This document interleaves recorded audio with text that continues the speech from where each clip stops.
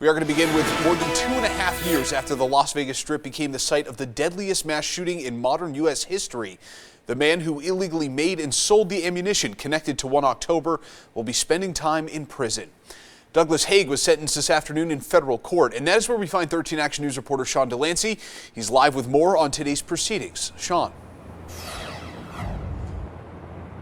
Ross, today's near 2-hour-long hearing was packed with new information, including Douglas Haig taking to the podium himself to tell his side of the story. He admits that he broke the law and says that the association with the 1 October shooting will haunt him forever.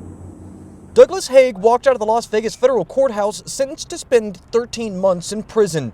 Haig pled guilty to illegally making and selling armor-piercing ammunition, some of which was found in the 1 October shooter's room the night of the worst mass shooting in modern U.S. history.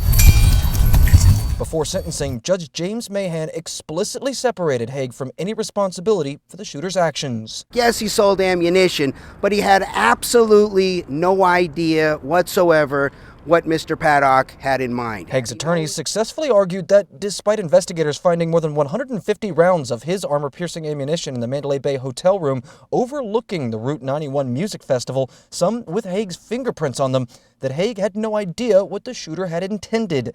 Haig wouldn't talk on camera. Mr. Haig's not going to answer any questions. But told Judge Mahan in court that the idea his ammunition could have been used in the shooting will haunt him for the rest of his life. The government even conceded that Mr. Haig knew nothing of what Mr. Paddock had in mind. Haig could have served up to 5 years with a $55,000 fine.